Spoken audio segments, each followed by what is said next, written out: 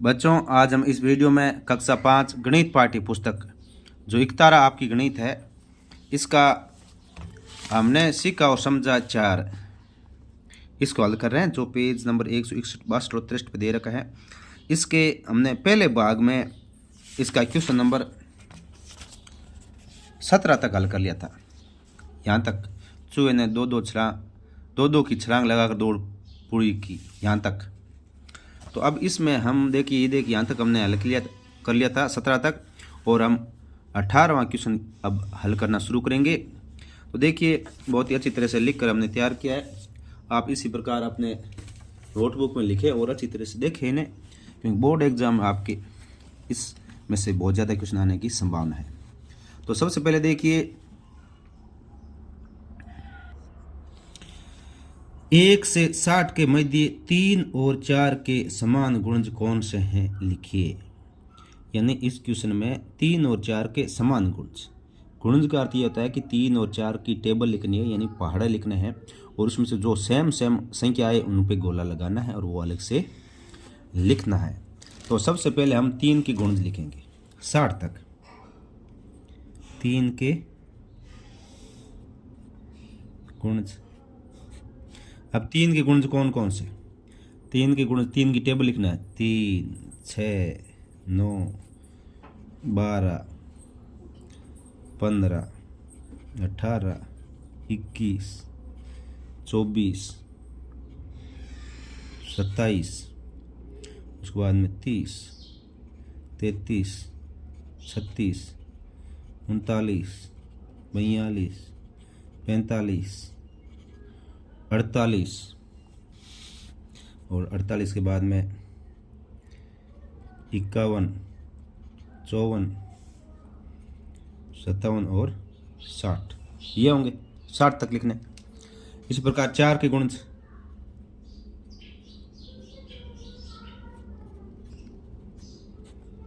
4 के गुणज कौन से होंगे?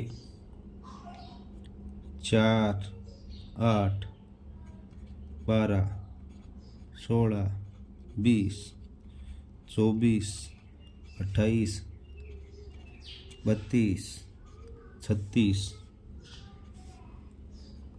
40, 44, 48, 52, 56 और 60।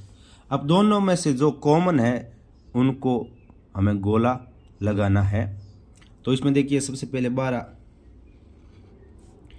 दोनों में कॉमन है, और 12 के बाद में 24,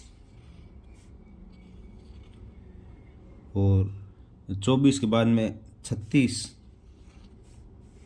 देखिए दोनों में कॉमन है, और 36 के बाद में 48,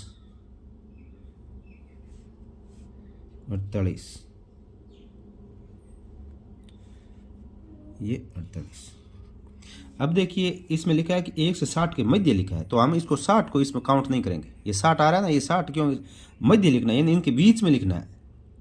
60 तक ऐसा होता है ना, तो हम ये लिखते हैं। तो 4, 3 और 4 के समान गुणज,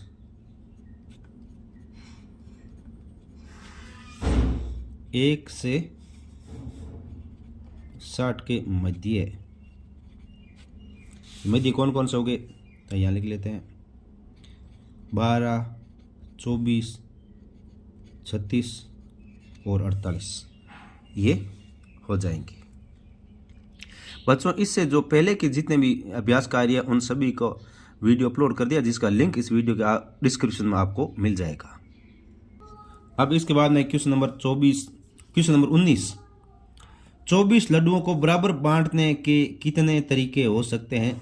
हर बार कितने कितने के समूह बनेंगे, लिखिए। तो इसमें क्या करना है? 24 के गुणनखंड लिखने हैं। 24 के गुणनखंड क्या होता है कि वो संख्या जिसका इस 24 में पूरा भाग जाता हो, तो इसका मतलब वो इससे छोटी होगी या इसके बराबर हो सकती है। तो इसके 24 के गुणनखंड लिखेगा हम। 24 के गुणनखंड। अब 24 के गुणनखंड कौन कौन से हैं? 24 के गुणनखंड 1, 2, 3 4 6 8 12 और 24, ये 24 के गुणनखंड है। अब ये 24 के गुणनखंड है, तो हम ये 24 लड्डू है, या तो एक एक दे सकते हैं, या दो दो दो दे सकते हैं, या तीन तीन, या चार चार, इस प्रकार से बांटेंगे तो सबको बराबर लड्डू मिलेंगे। तो इसको 24 लड्डुओं को बांटने के कितने तरीके हो गए? 1 2 3 4 5 6 7 8 हो गए। तो हम लिखेंगे 24 लड्डुओं को बराबर बांटने के 8 तरीके हैं। 8 तरीके हैं, और हर बार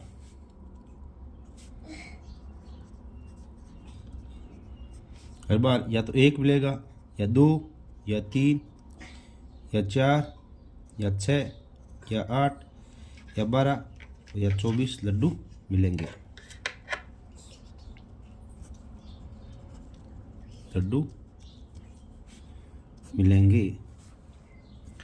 अब क्वेश्चन नंबर इसका 20 देखिए।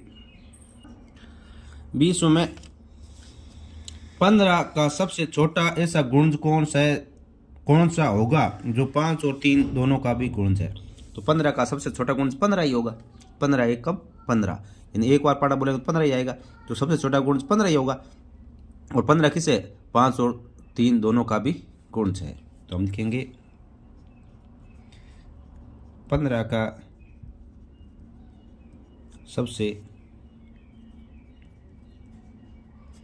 छोटा गुणज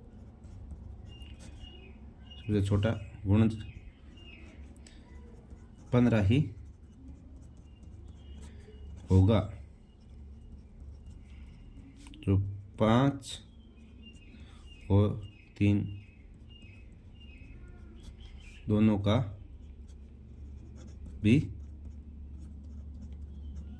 गुणज है। अब नेक्स्ट क्वेश्चन नंबर 21। नीचे दी गई संख्याओं में से कौन सी 2 के गुणज है? तो इसमें 2 की गुणज कौन कौन सी है? 2 का गुणज जो सम संख्या वो 2 की गुणज होती हैं। तो ये 2 का गुणज है, ये 2 का गुणज, ये 2 का गुणज है। 2 के गुणज, 2 गुणज कौन से होंगी? 8 होगी, 24 होगी और 44 होगी। 8, 24 और 44 होगी। उसके बाद नेक्स्ट क्वेश्चन नंबर 22 देखिए।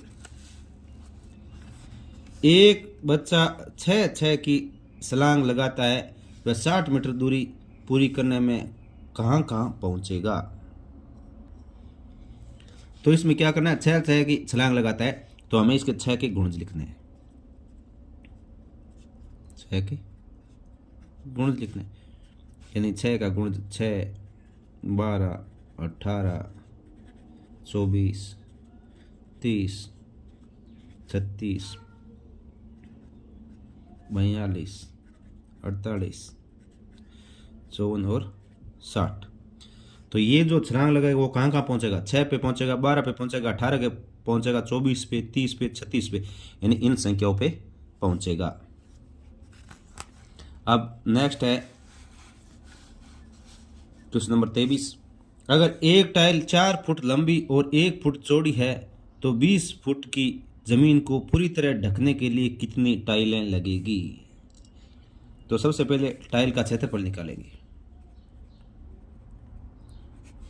टाइल का क्षेत्रफल,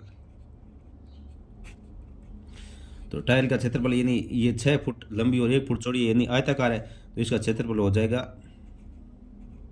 4 गुणा 1 यानी 4 वर्ग फुट। अब जमीन कितनी है? 20 वर्ग फुट। जमीन 20 फुट है। जमीन कितनी है? 20 फुट। तो 20 फुट को ढकने के लिए टाइलों की आवश्यकता होगी 20 फुट जमीन ढकने के लिए 20/4 यानी 20 में 4 का भाग देंगे तो 5 टाइलों की आवश्यकता होगी। 5 टाइलों की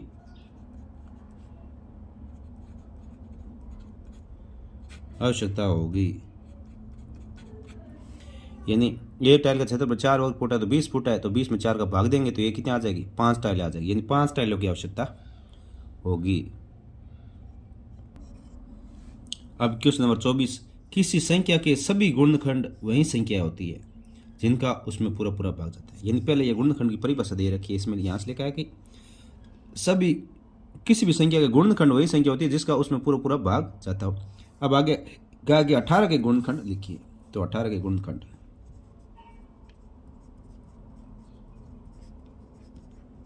18 के गुणनखंड 18 में किस किस का भाग जाता है वो संख्या लिखनी है।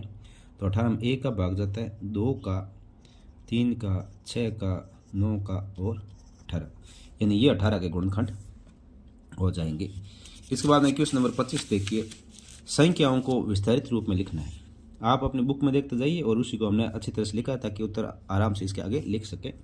विस्तारित रूप में लिखना है, तो विस्तारित रूप बहुत सरल है बच्चों। देखिए सबसे पहले हम क्या लिखेंगे विस्तारित रूप में, इधर वाली संख्या नहीं, ये सबसे पहले इधर, तो इसको 1 को लिखेंगे और 1 आगे कितने अंक है, 1 2 3 4 अंक है, तो 4 जीरो लगा देंगे, 1 2 3 4, फिर प्लस लगाएंगे, फिर दूसरा अंक ये लिखेंगे, इसके आगे कितने अंक है, 1 2 3 है, तो 3 जीरो लगा देंगे। इसके बाद में ये 1 का 2 हो गया और फिर 4 प्लस लगा के 4 लिखेंगे, उसके आगे 2 अंक है तो 2 जीरो, फिर प्लस लगा के ये इसके आगे ये 3 है तो 3 लिखेंगे, उसके आगे 1 अंक है तो 1 जीरो और लास्ट में 0 है। तो ये 0 लिख भी सकते हो, नहीं तो यहाँ तक लिखोगे तो भी सही है, मतलब ये यहाँ तक लिखोगे तो भी सही है। अगर 0 लिखना चाहो तो लिख भी सकते हो, कोई दिक्कत नहीं है। अब इसका विस्तारित रूप, तो इसका विस्तारित रूप हो जाएगा 5 के आगे 4 जीरो है तो 1 2 3 4 जीरो, फिर 0 0 आगे 3 जीरो, तो ये 0 ऐसे लगा भी सकते हो, नहीं तो केवल 1 जीरो लिखो तो भी सही है। फिर 8, ये देखिए 8 है, 8 का आगे 2 अंक है तो 2 जीरो, फिर 9 है प्लस 9, 9 का आगे 1 अंक तो 1 जीरो, फिर लास्ट में 1 है तो 1 का 1 लिखेंगे। इसके बाद में इसका देखिए 3 के आगे 4 अंक तो 4 जीरो 4 जीरो, फिर 7 के आगे 3 अंक तो 3 जीरो, फिर 0 के आगे 3 जीरो, फिर 2 जीरो और फिर 4। इस प्रकार इसका 6 के आगे 4 अंक 4 जीरो, 4 के आगे 3 अंक 3 जीरो, फिर 9 के आगे 2 अंक 2 जीरो और फिर 5 के आगे 1 अंक 1 जीरो प्लस 0। ये हो जाएगा विस्तारित रूप। अब आगे है कि संख्याओं में अंक 4 के सभी स्थानीय मान लिखे, 4 के स्थानीय मान। तो इसमें जो ये 4 का स्थानीय मान है, 4 का स्थानीय मान, तो अब ये इसमें ये 4, तो इसका 4 का स्थानीय मान क्या हो जाएगा, 4 लिखेंगे, 4 के आगे कितने अंक है, 1 2 3 4 अंक, 4 अंक है तो 4 जीरो लगा देंगे, ये 4 का स्थानीय मान हो गया। अब इसमें देखिए ये 4 दो बार है, एक तो ये 4 है और एक ये 4 है, तो हम दोनों को अलग अलग लिखेंगे, 4 का स्थानीय मान और इस 4 का स्थानीय मान। तो जो पहले वाला 4 है, ये इधर वाला देखिए पहले ये है फिर ये है, तो पहले वाला ये 4 है तो 4 लिखेंगे, 4 का आगे 1 2 अंक है तो 2 जीरो लगा देंगे, और इस अंक ये अंक इसका आगे 1 जीरो, तो इस 4 का आगे 1 जीरो लगा देंगे, इसका 40 हो जाएगा, दूसरे वाले का 400 हो जाएगा। इसी प्रकार इसमें देखिए इस 4 का स्थानीय मान,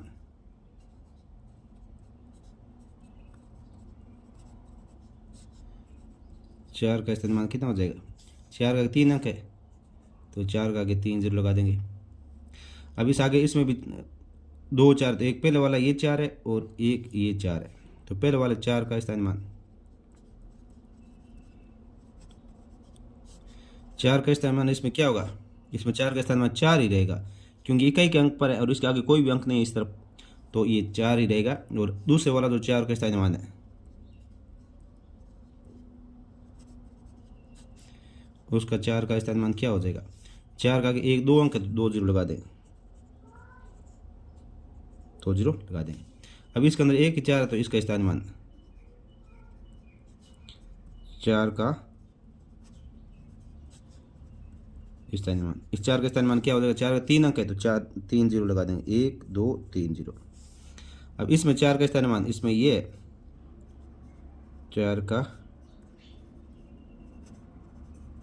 स्थानीय मान, तो इसमें 4 का स्थान मान क्या हो जाएगा? 1 2 3 4 जीरो है तो 4 जीरो लगा देंगे, आगे 4 जीरो लगा देंगे। तो इस प्रकार बच्चों अब वीडियो काफ़ी लंबा हो चुका है, तो हमने क्वेश्चन नंबर 26 तक इसमें हल कर दिए हैं। आगे का जो वीडियो है वो हम आगे का जो भाग है क्वेश्चन नंबर 27 से, ये इसके पार्ट नंबर 3 में हल करेंगे। पहले पार्ट में क्वेश्चन नंबर 17 तक, दूसरे पार्ट में क्वेश्चन नंबर 26 तक, और आगे वाला जो भाग आएगा उसमें क्वेश्चन नंबर 27 से पूरा चैप्टर कंप्लीट होगा। धन्यवाद।